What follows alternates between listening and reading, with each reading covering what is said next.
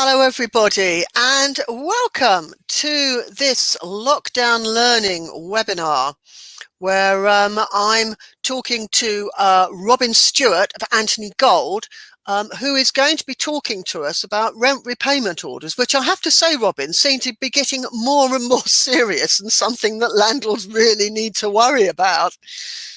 I agree. It's one of those topics which isn't going away fast. No, it's not. Before we start, can people just confirm that you can hear us all right? That's people on the call rather than people listening to the recording, obviously. So if you could just do a quick message just to confirm that you can hear us. And hopefully those will come through in a minute. And then you can take it away, Robin. Yeah, no, people are able to hear us all right. Okay, Robin, if you want to take it away. Great. Okay, thanks, Tessa. Good afternoon, everyone. I'm Robin. I'm a solicitor at Anthony Gold. The reason I'm speaking to you about rent repayment orders today is I think it's a really interesting topic, but also it's one of the growing areas of my work. I mainly work for landlords, tenants, and agents, and my focus is the private rented sector. So Tessa suggested that I speak about five things landlords need to know about rent repayment orders. I am cheating a bit. This isn't one of my five, but I thought it would be helpful just to give a very brief reminder of the basics. A rent repayment order, or RRO, is an order made by the First Tier Tribunal, or FTT, as everyone calls them. And it's an order that a landlord must repay rent back to the tenant, or sometimes to the local authority if it was rent paid that was benefits, universal credit, and it has to be paid back where the landlord has committed a criminal offence.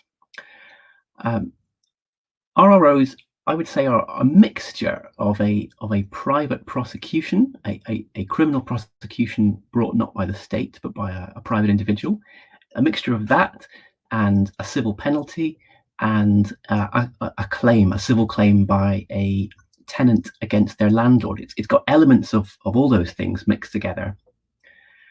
The process in outline is that the tenant or the local authority makes an application to the First Tier Tribunal. It's then up to them to prove beyond reasonable doubt that the landlord has committed a criminal offence. So it's the same standard of proof as the criminal courts apply, beyond reasonable doubt. And then there will be a hearing in the First Tier Tribunal. One very recent change, this is in the last week, is that the upper tribunal, the senior tribunal, has ruled that there has to be a hearing, and this kind of case shouldn't be dealt with on the papers with just a judge reading everyone's written evidence. At least where there's a dispute of fact and there's going to be a determination of criminal guilt, there should be a hearing. So that's my cheat. That's my number 0. And let's launch into 5 things landlords need to know about rent repayment orders. The first one, rent repayment orders are not just for landlords with unlicensed HMOs. So it used to be the case under the Housing Act 2004 that a rent repayment order was available to tenants or a local authority if a property was unlicensed. And that was the only time when an RRO was available. That changed with the Housing and Planning Act 2016, and many more offences are within scope. And crucially, there doesn't need to be any action from the council first. It doesn't need to be a prosecution. Tenants can launch straight into it themselves if any one of these offences apply. So this is the slightly terrifying list of criminal offences which landlords are capable of committing, which could result in a rent repayment order. So tucked in towards the bottom, section 72 and section 95, those are the ones that we see most often. a failure to have a HMO license, so controlling or managing an unlicensed HMO, that's an offence, or controlling or managing an unlicensed house, Section 95. That is where a house should have a selective license. If it doesn't have that, it's unlicensed, the tenants can apply for a rent repayment order. Up at the top of this list, the Criminal Law Act 1977 and the Protection from Eviction Act. These are offences to do with unlawful eviction and harassment. And in a sense that the details don't necessarily matter, because if there's an unlawful eviction or improper harassment, it's quite likely that there's going to be an offence somewhere in there that the landlord commits. But we're going to come back to one of them in just a moment, because I do think the details are interesting. Jumping to the bottom of my list, a breach of a banning order, that can now result in a rent repayment order. This is something which is much less common than the others, because not many landlords are banned, and if you have a banning order, you're going to know about it. So that isn't one you can commit by accident.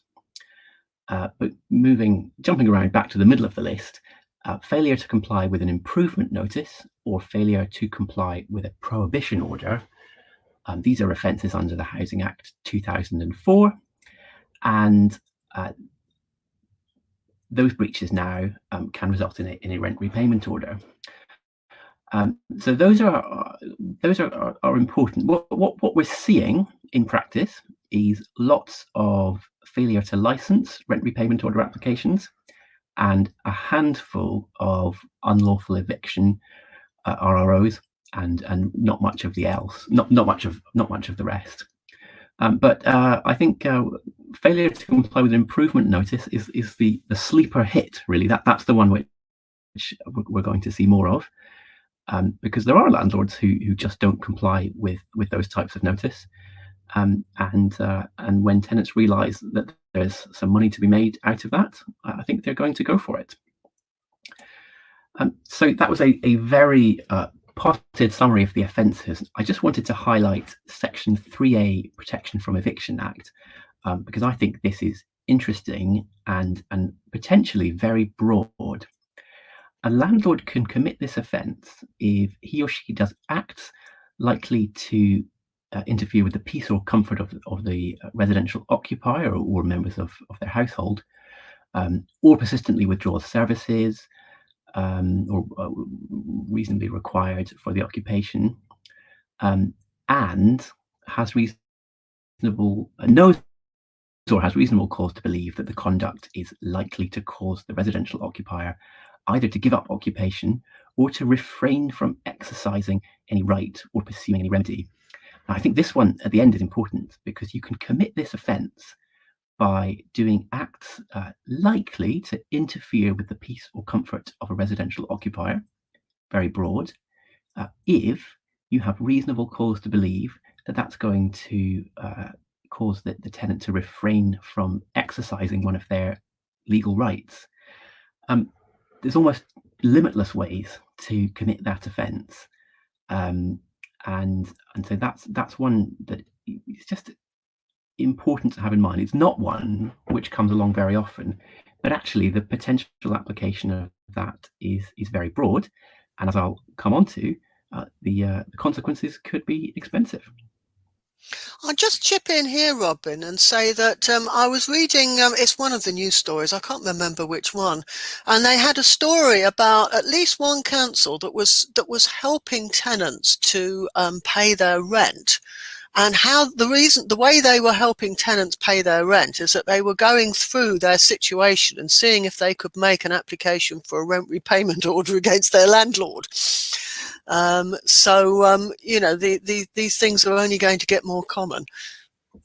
It's a good point, because local authorities are specifically authorised to help tenants with these applications, and that's there in the text of the Housing and Planning Act.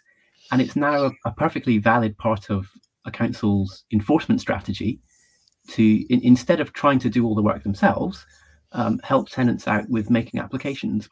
And so councils do provide witness statements, they provide advice. Sometimes that advice isn't entirely correct, and that makes for problems. It is more and more common to see councils getting really involved in helping tenants make these applications. So, second point, landlords need to know that there's no room for mistakes over licensing anymore. I said at the beginning that RROs are in some ways like a private prosecution, a prosecution not brought by the state, by the police or the Crown Prosecution Service, but by an individual. Now, I have represented a landlord who was being privately prosecuted by an individual, but it's very rare and generally seen as a bit eccentric. But rent repayment orders feel similar because it's a tenant going to a tribunal and trying to prove that an offence was committed. The key difference with this is tenants have much more of an incentive to go for an RRO than the council. So there's many times when councils will have a complaint about a landlord, investigate, and decide that yes, an offence has been committed, but not go on to prosecute. For tenants, it's different because they don't have to take into account whether or not it's in the public interest to make an application, and they don't have to balance up all of their resources and all the possible targets for enforcement and decide who to go after, because for a tenant it's simple. They make an application against their own landlord. So the consequence of this is that a minor mistake or a trivial mistake or a mistake which the landlord corrects quickly, which would not have resulted in enforcement action from the council, may well now lead to a rent repayment order by the tenant. So there's no room for smaller mistakes. And where a small mistake has been made, landlords might think that they can bring a defence of reasonable excuse. It's very difficult to persuade the tribunal that not knowing what your legal obligations were is a reasonable excuse. And so a lot of the time, there isn't a reasonable excuse, but it may still be the case that the landlord's culpability is low. These are the kinds of cases where tenants are going to want to proceed with a claim, even if the council would not have. And another difficult issue arising out of this is grace periods. So to give you an example of this, the London Borough of Havering has just brought in a new licensing scheme. It's a new selective licensing scheme and an extension of their additional HMO licensing scheme. And they've had some complaints about bringing in a new scheme in the middle of the pandemic. And they have said that they are not going to take proactive enforcement operations until the end of March at earliest. And they're going to accept applications with missing paperwork and go ahead with them. So Havering have made some concessions and said they won't be prosecuting people just for being a bit late with their application or for not getting everything in on time. So if a tenant says later, well, my house was an unlicensed HMO until the application was in properly, is this concession from the council binding on a tenant? Does it stop the tenant from making a claim? I'm not going to give you an answer to that, but I think it's something for landlords to be concerned about, because it's not obvious that a concession from the council would always mean that the landlord has a defence in a rent repayment order. So from a landlord's point of view, more bad news, although perhaps not quite as bad as it might have been. The third thing landlords need to know about rent repayment orders is that they might lose a whole year's rent. And I put "and more" in question mark. So the basic structure of rent repayment orders is that tenants are able to claim back up to a year's rent, and that's the maximum. It's not always going to be that much, but that is the limit. So it used to be that rent repayment orders were calculated by looking at the landlord's profit and then ordering the landlord to repay a proportion of that. Sometimes all of it, sometimes half of it, but something in that region. This was the process for many years, and the landlord would look at the tribunal would look at the landlord's expenses to calculate profit. And in a case last year of Adam Alayam and Stewart, the upper tribunal said, no, this is not right. At least this is not right under the current legislation. And rather than starting from the landlord's profit, the starting point needs to be the full rent. That's where we begin the process of calculating how much rent is to be repaid. So the old practice of deducting fines paid by the landlord, mortgage payments or mortgage interest costs at least, and other management costs such as agents' fees and costs paid on repairs, those are not deducted from the rent. But a deduction can be made for utilities, because if the landlord has paid for those utilities, but the tenant has had the benefit of them, then the tribunal said it is proper to deduct that from the rent and then make that the effective maximum amount. And so this case is very important, but there's been a lot of discussion since then about what it really means. Does starting point mean that in most cases the full rent would be the proper amount? Is there a presumption that that's the full amount, or is that reserved for the worst offenders? Difficult questions, and we'll come back to that in a moment. I said, could it possibly be more than a year's rent? Well, I wrote this slide last week, speculating, could there be cases where a landlord would have to pay back the rent more than once? If they committed 2 offences, could they be ordered to repay the same rent twice? Or could there be cases where instead of repaying the same rent twice, the tenant claims for longer than 12 months by stacking up their offences in order, like 2 buses in a row? This is something which tenants have been trying to do. There's rules on limitation for rent repayment orders. You have to bring your claim within 1 year of the offence, and then the maximum amount that you can claim is 1 year. It's quite confusing. Those 2 1-year periods aren't the same 1-year period. So in reality, the earliest rent that you can claim back is 2 years back from your application. So that was my question, which I was going to leave as an open question. But in the last week, we've had a case published addressing precisely this question. This was an appeal, Ficara and James, an appeal brought by tenants. The first-tier tribunal found that the landlord had committed 2 offences, but only awarded each tenant a repayment of 12 months' rent.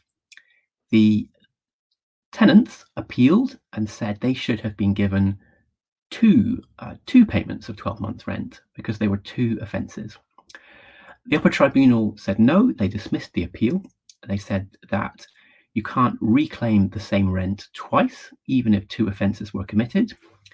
And you can't, in the same application, claim for longer than 12 months. You can't shuffle the period of the rent that you're claiming around to do that. This does leave a question about whether you could simply make 2 different applications on different dates and use that as a way to get round this. And I think the answer is I don't know yet whether that's something you can do. Another important comment at the end of that judgment was that vadam aleam should not be regarded as the last word on the exercise of discretion, which Section 44 clearly requires.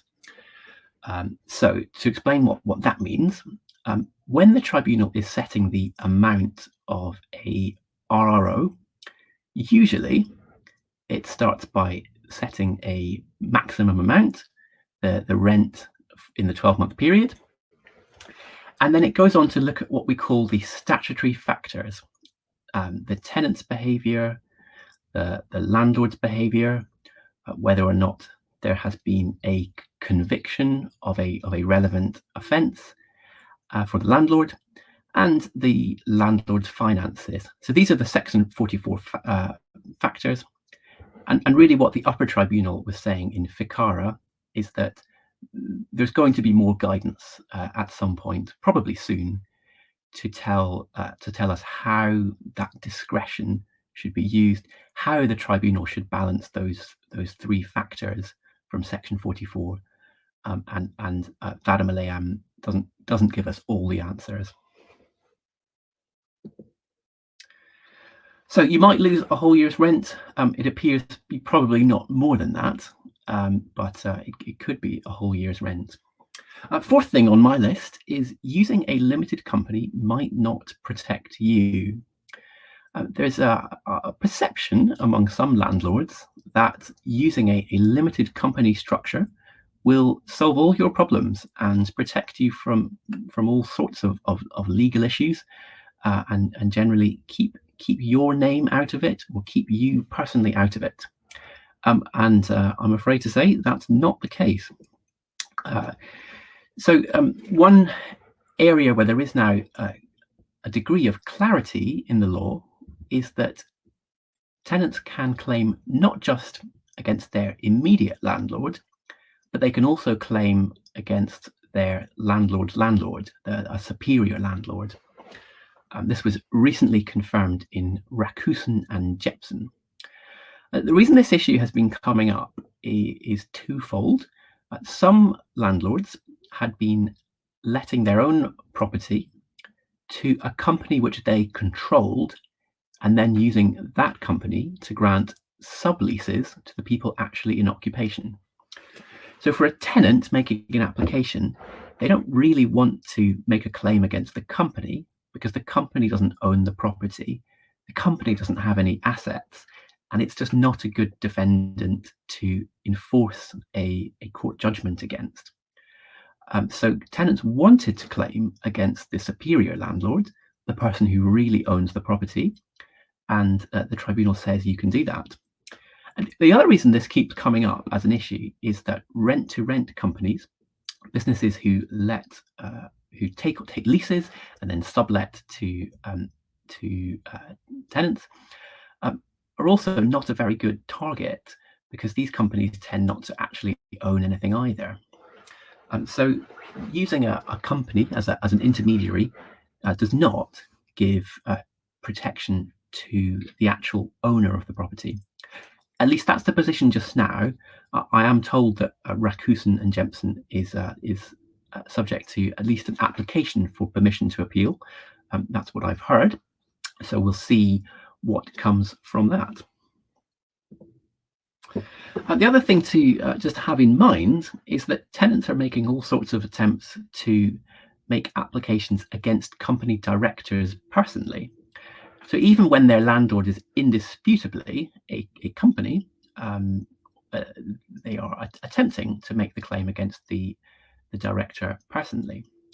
There's a lot of law about situations where a limited company might lose its protection, and a sole trader who is pretending to operate through a limited company, or thinks that they're operating through a limited company, can lose that protection if they've done something wrong. And I can see that might make it possible to make a claim against a director if in fact they're really the landlord. The other route is potentially through Section 251 of the Housing Act, which is the power used by local authorities to prosecute and impose fines on directors personally. Now, this works for prosecutions and it works for civil penalties. Could it work for rent repayment orders? The legislation says that if a director, as well as the body corporate,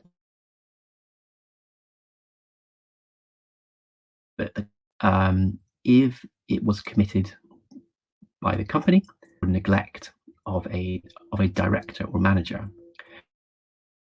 And where that's the case, the individual, the director, is liable to be preceded a power to make a rent repayment order against that director. I'm not convinced by that, but perhaps someone will try that one. And so onto our fifth point, and this is a really important one. I talked earlier about how you might lose a whole year's rent, but usually there is a exercise of discretion for the tribunal. They would look at the landlord's culpability. They would look at any harm that the tenant has suffered. Usually they're interested in generally what sort of condition the property was in, and then go on and assess that. But if the tenants received universal credit, the risk is greater for the landlord.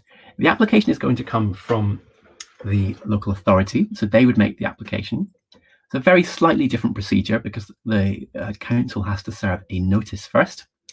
But the crucial difference is that there are more situations where the tribunal would have to order the maximum amount to be paid. So the usual discretionary exercise wouldn't apply.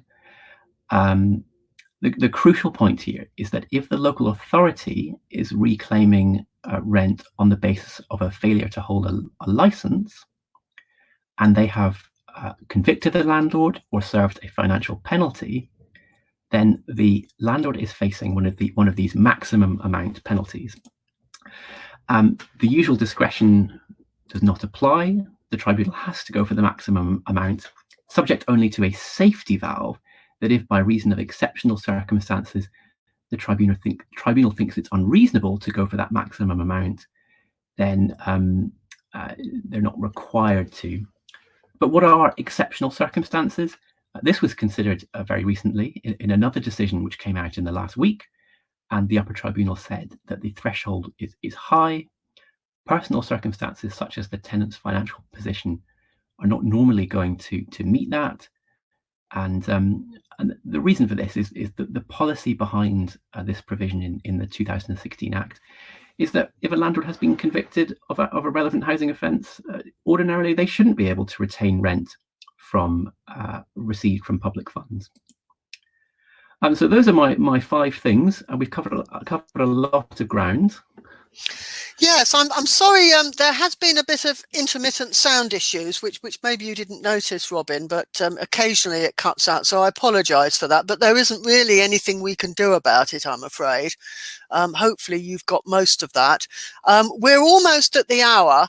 We did have one question, which I thought I'd just mention. One lady said that if you were advising tenants, would you advise them to withhold your rent in this situation? And I think the answer to that probably is that you won't, because otherwise they won't be able to make the application. Is that right? Absolutely right. You can't reclaim rent you haven't paid. So that would be very risky and almost certainly counterproductive. So that's it. There have been some other questions, but I don't think we've really got time to deal with that because we are now at the hour and it's only a half-hour webinar. So it remains for me to say thank you to Robin.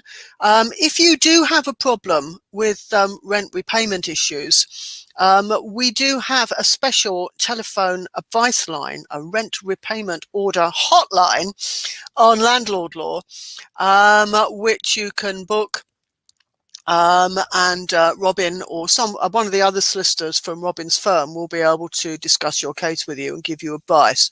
And if this does happen, it's really worth doing this because it could be very, very expensive. So thank you, Robin, and I shall close down now. Thanks everyone for coming. Okay, thank you.